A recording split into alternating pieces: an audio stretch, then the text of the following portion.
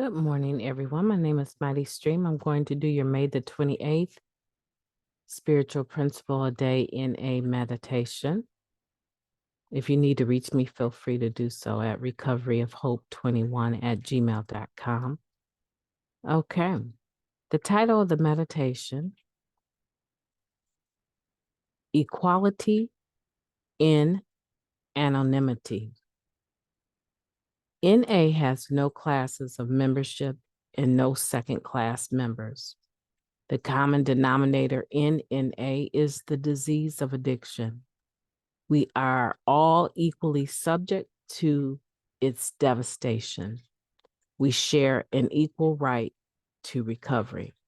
That comes from the book It Works, Tradition 3, Applying Spiritual Principles. Tradition 3, which insists that there's only one requirement for NA members, comes easy to some of us. We found recovery in NA, after all, and no one asks us about our qualifications. We may take for granted that everyone else finds it that simple. Maybe we'd lived a fortunate life with a tight circle of friends despite our addiction, so the ideal of not belonging had never occurred to us. If we shared a language and culture with others in attendance, fitting in may not have been a challenge for us. Maybe we looked around the room and saw faces that looked like our own.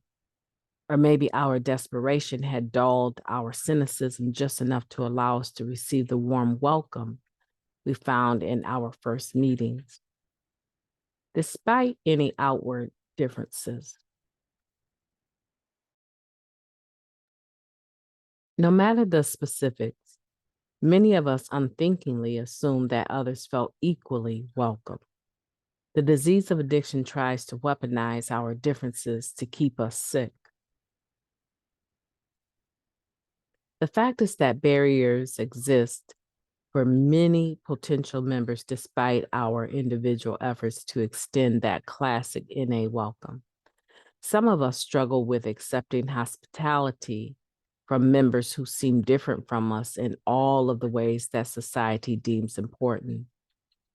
I constantly disqualified myself from NA, one member wrote. I got clean young, didn't use certain drugs, and I am transgender. My disease tells me that I don't belong, that I somehow deserve to stay separate and alone. Before we set aside our differences, as practicing anonymity would suggest, it may be helpful to recognize that identification may be a little more difficult to come by if we don't yet see other members like ourselves in meetings. Established NA members do well to emphasize our common disease. Regardless of the specifics in our experience, using brought us all to isolation, shame, and degradation. Identifying on an emotional level is often a good place to start. Our common path to a better life is summed up by the NA message. Any addict can stop using drugs, lose the desire to use, and find a new way to live. The disease does not discriminate. NA must not either. Recovery is precious, so I will strive to make it more accessible by emphasizing our similarities and taking no addict for granted. Let's take a moment of silence, followed by the we version of Serenity Prayer. Moment of silence now, please.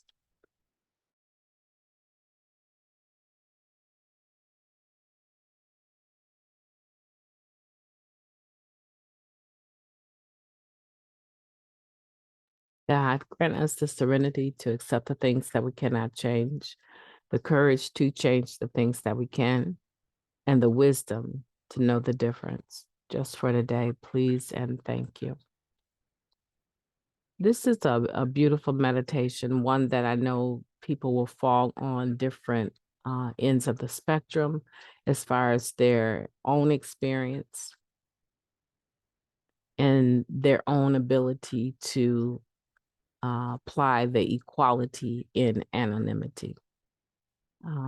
It's not uncommon for certain cultures of people to live obviously within the same communities, neighborhoods, and that in itself will oftentimes determine the majority compared to the minority in a meeting. Okay, so if I go to a predominantly Latino, meeting, it wouldn't be uncommon for me to hear maybe Puerto Rican, Spanish, Mexican, Cuban, maybe even a little Brazilian, right? It wouldn't be uncommon for me to hear different dialects of English, but possibly a mix between Spanish and English or just Spanish. It would not be uncommon for me compared to if I went to a meeting on the south side of Chicago. Predominantly, the people in that meeting would be African Americans. Or if I went to a meeting in Charlevoix, Michigan, predominantly the people in those meetings will be all white Caucasian, right? White Americans are Caucasian. So our diversity, right? Our ability to be diverse, our ability to recognize the equality and anonymity is a challenge for some people. Because we know that when we say tradition 3, the only requirement for membership is the desire to stop using. That's just the easiest example I can give you is to talk about various cultures and race, ethnicity, right? As an example. So for me, people are still kind of, interested to find out that by far predominantly my family is of mixed race. So we have all races of individuals that come together for family reunions or gatherings. And it doesn't occur to us that those that are not, they've married into the family, they've had children with our, relatives, and they have mixed children. It never occurred to us that they may never or have ever felt uncomfortable because we've always done all that we could to make sure that everyone is welcome and feels welcome. So sometimes what happens is that, or has happened for me, I've been allowed to sit in on conversations with some of the women, Caucasian women that have married into our family, and heard their perspective and heard them express what it feels like for them. Okay, so I'm always amazed because I know that my family is very embracing and hospitable. However, from their perspective,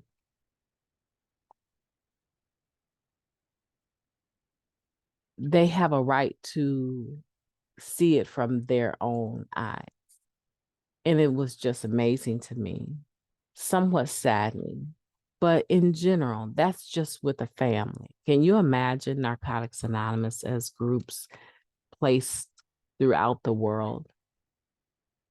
How different that would be for, say, myself to go to a meeting in Charlevoix and be probably the only person of color in that meeting. And I would receive the same welcome. Generally speaking, I would receive the same welcome as if I had gone to a meeting on the south side of Chicago. What we don't think about sometimes is that not everyone is that comfortable blending in or practicing the spirit of anonymity and equality, inclusivity. Not everyone is comfortable with that. I'll never forget the time that I had a conversation with a man that had been in prison, and he was explaining why he had grouped off with this particular gang, right? And it was a white supremacy group. And he said that, coming into Narcotics Anonymous changed his life. First, he was uncomfortable being in the meetings with people of color. Then, as he began to hear and listen and identify that he also was an addict and needed to be there, he became more open to shares from people of color. Before he knew it, he had friends that were people of color. He never said his sponsor was a person of color, but he was just indicating how it was a process. And my heart just, it was amazing to hear that experience. And it endeared me towards him to hear his experience, and that he shares about it, but he doesn't share about it with everyone. Right? So here in this particular meditation, it is gently trying to approach some of the distinctions in cultures, race, ethnicity that exist, and remind all of us that not everyone is in the same place with the only requirement for membership is a desire to stop using. However, the fact remains that we're not interested in your race, religion, sex, creed, politics. None of that is of interest to us. What's of interest to us is that you have a desire to stop using and you're a member when you say you are. That's the only requirement, is that you have a desire to stop using to be a member.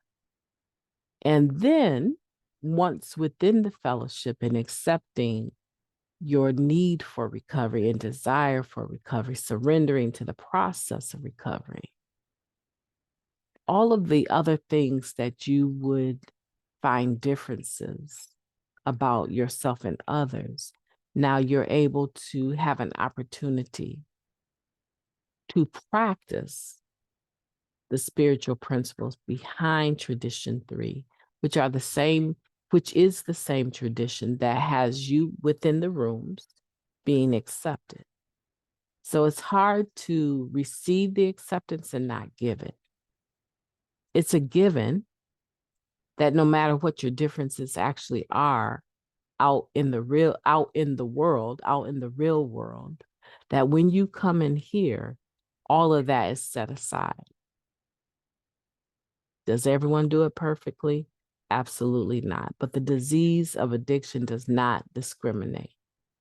And NA must not discriminate either. And if you're a person that leans into discriminating based on whatever isms there are, then you're going to find yourself on the outs with people, because we're not going to accept it. We're not going to permit it. We're not going to accept it. And it's not going to be present in the atmosphere of recovery. That is an absolute right that everyone has. It's not to have to deal with discrimination within the rooms. Out there, that's a different thing. But in here, we make it a safe place to be. My name is Mighty Stream. I've enjoyed talking to you today. I hope you have a beautiful day on purpose. I intend to talk to you tomorrow.